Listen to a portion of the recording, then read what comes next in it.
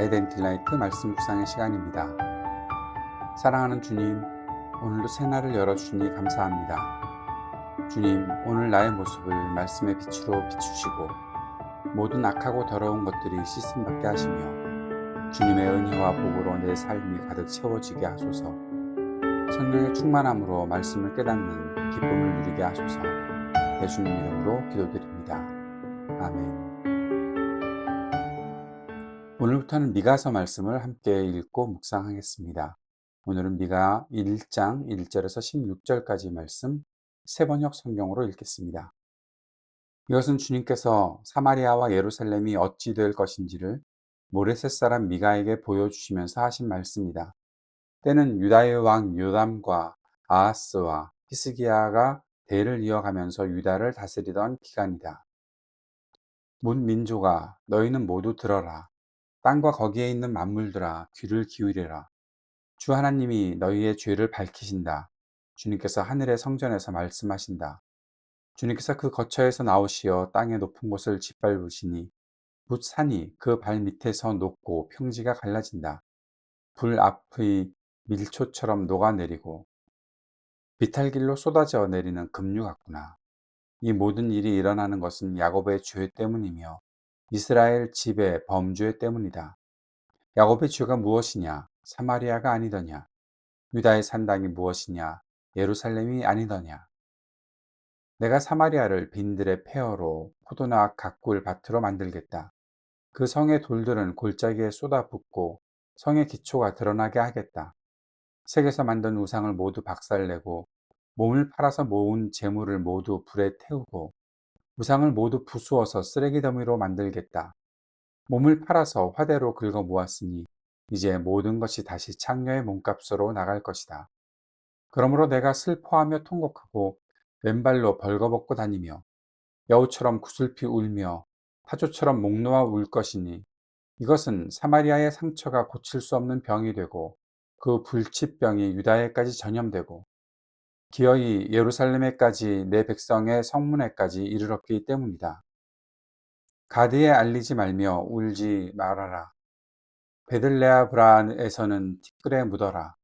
사빌에 사는 사람들아, 벌거벗은 몸으로 부끄러움을 당하며 사로잡혀 가오라. 산 안에 있는 사람들은 감히 그 성읍에서 나오지도 못할 것이다. 베데셀이 통곡하여 너희로 의지할 곳이 없게 할 것이다.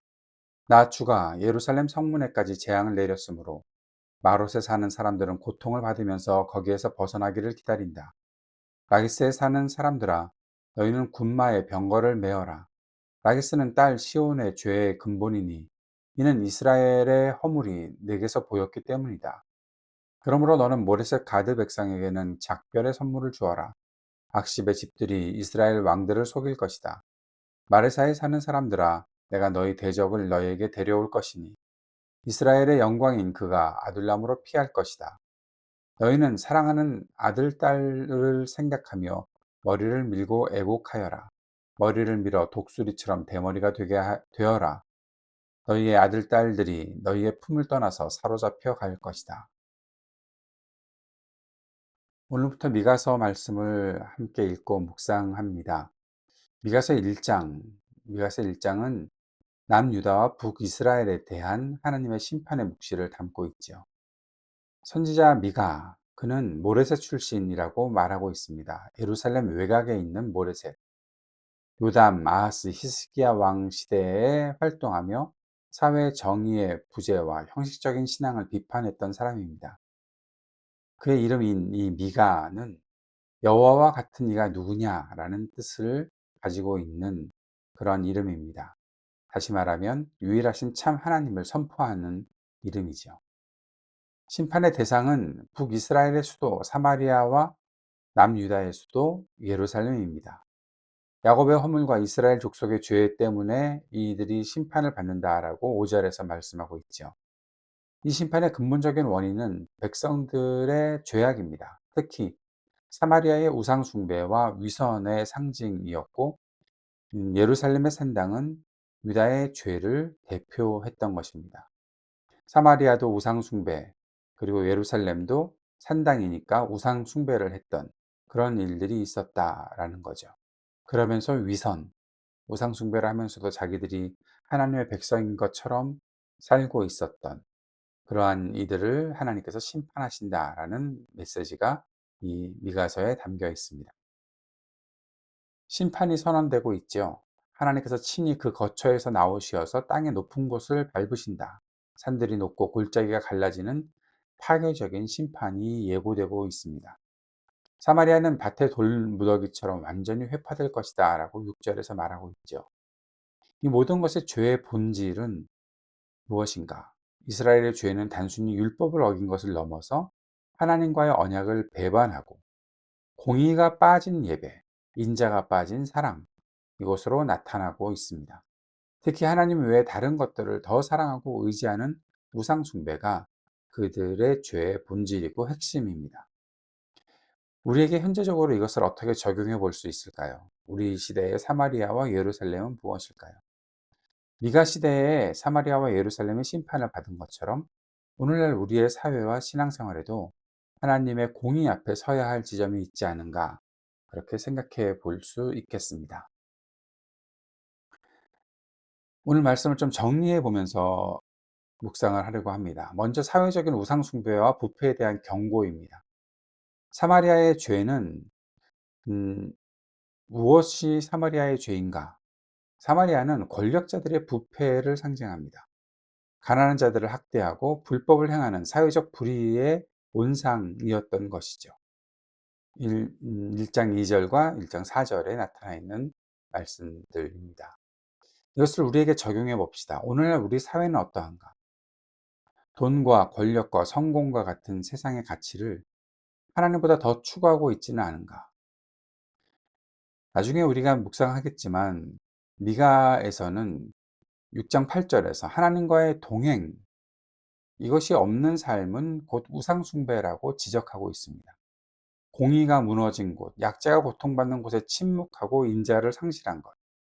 그래서 하나님과의 동행을 완전히 잃어버린 채 살아가는 것이 바로 하나님 앞에서 죄가 된다는 그러한 적용을 우리가 할 수 있는 거죠. 그러면서도 겉으로만 뭔가 하나님 앞에서 별 이상 없는 것처럼 살아가고 있는 그런 이들을 향해서 하나님께서는 경고하시는 것입니다. 두 번째로 보는 것은 형식화된 신앙과 내면적인 위선입니다. 이것은 예루살렘의 죄와 더 깊이 연결되어 있다고 보는데, 예루살렘 백성은 성전에서 제사를 드리는 종교적인 행위만으로 의무를 다했다고 여깁니다. 그러나 실제 삶에서는 하나님의 말씀을 순종하지 않았던 것이죠. 하나님 앞에서의 위선된 모습들이 그들에게 있었습니다. 우리에게 어떻게 적용해 볼 수 있을까요?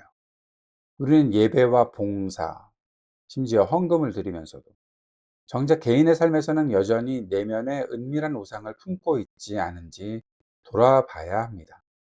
남을 비판하면서도 결국 그 잘못을 닮아가는 내로남불이라고 말할까요?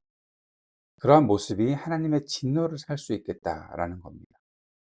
우리가 하나님보다 더 의지하고 즐거워하는 것, 무엇이 있을까요? 구체적으로 보면 남들에게 인정받는 것, 아니면 뭐 더 좋은 외모를 가꾸고자 하는 것, 또 사업에서 성공하는 것, 중요한 일이긴 하겠지만 그것을 하나님보다 더 의지하는 것이나 그것을 더 하나님보다 즐거워한다고 하면 그것이 바로 우리가 깨뜨려야 할 우상이 될 수 있다는 것이죠.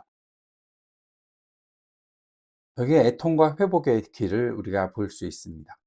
미가 선지자는 이 심판 앞에서 애통하고 슬피 울고 옷을 벗고 벌거벗은 몸으로 다닌다고 그렇게 말하고 있습니다. 이는 단순한 징벌의 고통 때문이 아니라 하나님의 진노의 엄중함과 백성들의 죄악에 대한 깊은 탄식을 말하고 있는 거죠. 심판의 경고는 죄에서 돌이켜 회개할 기회를 제공하는 하나님의 사랑이기도 합니다. 심판은 환부가 완전히 드러나야 치료가 시작되듯이 우리의 죄악을 깨닫게 하는 과정이다라고 볼 수 있습니다. 우리는 어떤 자세로 이 말씀을 받아들여야 할까요? 2절에서 들을지어다 라고 말씀하고 있습니다. 땅의 모든 것이 증인이 되어 하나님이 말씀하신다. 우리의 삶의 모든 영역에서 하나님의 말씀에 귀를 기울이고 순종하는 겸손한 자세가 필요한 때입니다. 두 번째는 우상을 깨뜨리는 것입니다. 우리의 마음속과 가정, 공동체와 사회에 하나님보다 높아진 우상이 있다면 그것을 부수고 불태우는 철저한 회개가 필요하겠지요. 그리고 오직 여호와만 섬기는 일들이 있어야 합니다. 우리의 삶이 오직 여호와만이 우리의 유일한 신이 됩니다라는 그러한 것으로 우리의 신앙이 그렇게 만들어질 수 있도록 우리의 가치와 삶의 방식을 재정립해야 할 때입니다. 하나님의 심판 앞에서 우리의 죄를 직면해야 하고 진심으로 회개해야 하고 오직 주님과 동행하는 삶으로 돌이킬 때 하나님은 우리를 긍휼히 여기시고 회복시키실 것입니다. 주님께서 가르쳐 주신 기도 함께 드리겠습니다. 하늘에 계신 우리 아버지, 아버지의 이름을 거룩하게 하시며 아버지의 나라가 오게 하시며 아버지의 뜻이 하늘에서와 같이 땅에서도 이루어지게 하소서.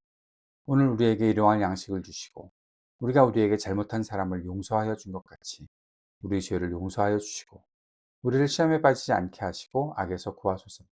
나라와 권능과 영광이 영원히 아버지의 것입니다.